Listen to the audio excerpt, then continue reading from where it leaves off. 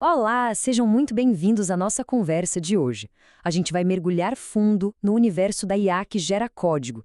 Sabe, aquilo que parecia coisa de filme de ficção científica e que hoje já é uma ferramenta do dia a dia de muitos desenvolvedores? Exato, Clara.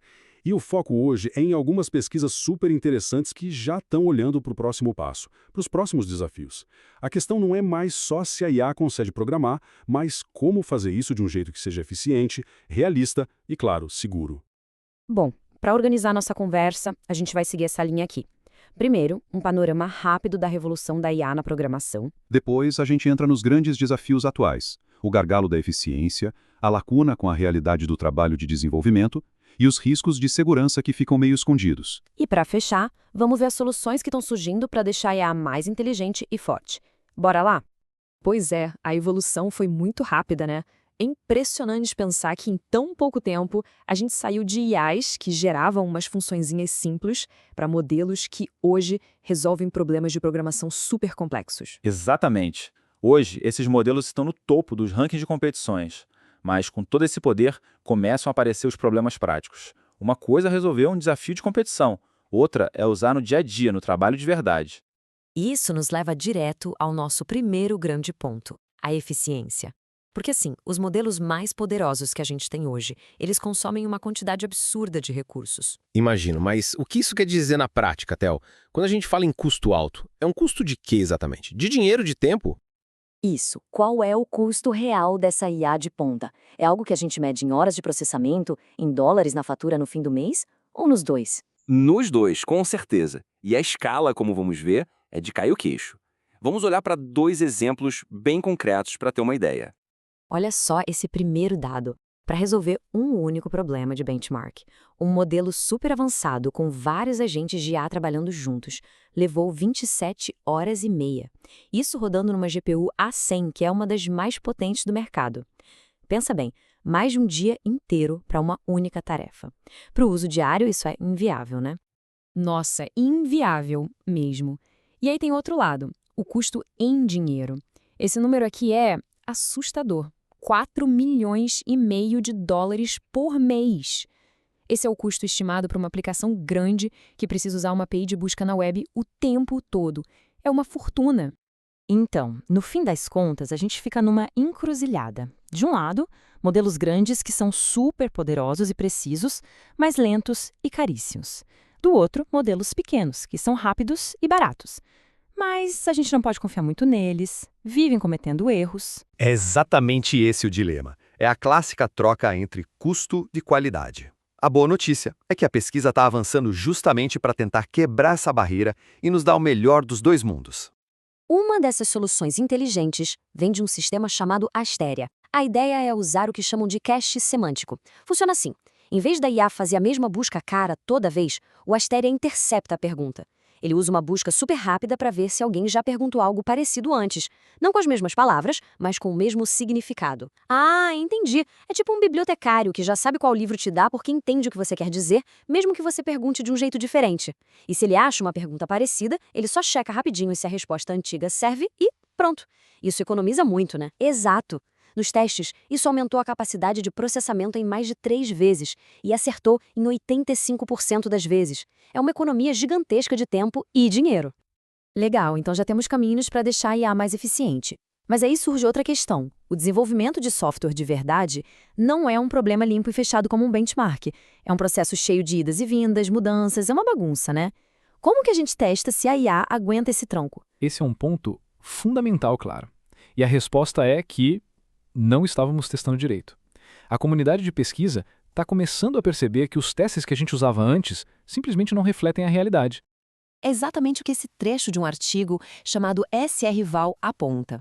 Ele diz que os benchmarks atuais tratam a programação como uma tarefa estática, de uma etapa só. Mas na vida real, os requisitos mudam, o trabalho é iterativo, a gente precisa de testes que simulem isso. Faz todo sentido. E aí, quando a gente coloca esses modelos para trabalhar em cenários mais realistas, tipo, sei lá, integrar o código com uma API de um serviço da web, o que acontece? Eles se saem bem? Então, os resultados são um balde de água fria. Essa tabela mostra o desempenho dos modelos nessa tarefa de usar APIs. Olha só, o GPT-4o, que é um dos mais avançados, acerta em 60% das vezes, o que já não é perfeito. Mas quando a gente olha para os modelos de código aberto, a coisa fica feia. Os melhores chegam a 30%, mas vários simplesmente zeram, 0% de acerto. Nossa, zerar o teste é muito ruim. Mas o mais interessante deve ser como eles erram, né? Não é um erro qualquer, imagino. São falhas que se repetem? Exatamente. Não é aleatório. Os erros são bem consistentes. Eles erram o endpoint da API, ou seja, a porta certa para chamar a função. Eles inventam argumentos que não existem na documentação, esquecem de passar parâmetros obrigatórios, erram o método HTTP. São erros bem básicos de programação com APIs. Peraí, inventar parâmetros, isso soa péssimo. Meio que acende um alerta aqui. Se a IA começa a inventar coisas, que tipo de risco de segurança isso pode criar? Isso me parece bem perigoso. E é perigosíssimo. Esse fenômeno de inventar coisas tem um nome: alucinação. E no contexto de código, a alucinação não é só um erro, é uma brecha de segurança enorme. Ela abre a porta para um tipo de ataque bem específico e danoso. É o chamado ataque à cadeia de suprimentos de software. A lógica é a seguinte: a IA, na sua alucinação, sugere usar um pacote de software, uma dependência, que não existe. Um atacante, muito esperto, percebe isso, vai lá e cria um pacote com aquele nome exato, mas coloca um código malicioso dentro. Aí alguém segue a sugestão da IA, instala o pacote falso e... pronto, o sistema está comprometido. Nossa, que medo! É um golpe muito inteligente e sutil. E esse tipo de alucinação perigosa acontece só com pacote de software? Ou tem mais coisa? Acontece muito com o pacote e sim, esse é o vetor de ataque mais comum, onde a IA sugere instalar um pacote que não existe e um atacante pode registrar esse nome para espalhar malware. Mas não para por aí. As IAs também alucinam domínios de internet.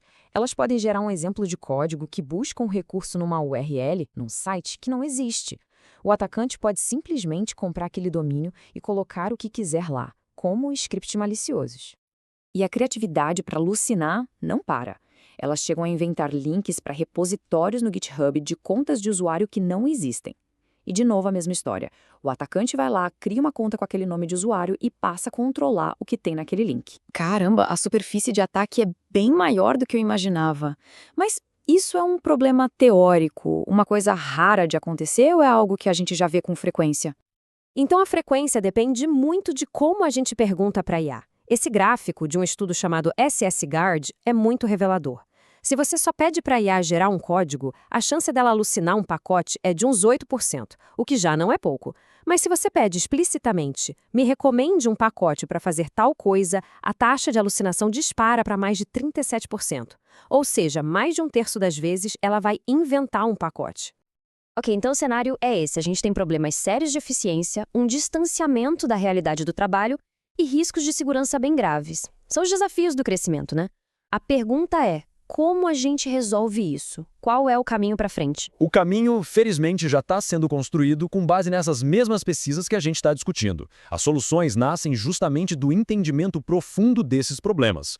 A gente pode juntar essas peças para ver como se constrói um codificador de IA melhor e mais confiável. Basicamente, a gente está saindo da pergunta: a IA consegue programar? Para uma bem mais importante: a gente pode confiar no código que a IA programa? Para chegar lá, a gente precisa de algumas coisas. Primeiro, eficiência inteligente, usando técnicas como cache semântico. Segundo, benchmarks mais inteligentes, que testem a IA em cenários reais. E, claro, defesas mais inteligentes, com ferramentas que nos alertem sobre essas alucinações perigosas. Claro. E no fundo é sobre ter uma colaboração mais inteligente, né? A ideia não é só que a IA escreva código, mas que ela seja uma parceira de verdade, em quem a gente possa confiar. Então, o que fica claro é que não se trata de esperar uma única solução mágica. O trabalho agora é mais de engenharia, né? Um trabalho sistemático, cuidadoso, para transformar essa promessa incrível em algo prático e seguro para o dia a dia. Exatamente. A IA já é uma programadora poderosa. O grande desafio agora é transformá-la numa colega de equipe que seja sábia e confiável. Os próximos anos serão todos sobre construir essa confiança. Bom, e com essa reflexão a gente encerra a nossa conversa de hoje. Muito obrigada a todo mundo que acompanhou a gente. É isso. A gente espera que tenha dado para ter uma visão mais clara dos desafios, mas também das soluções incríveis que estão moldando o futuro da IA na programação. Valeu, pessoal, e até a próxima.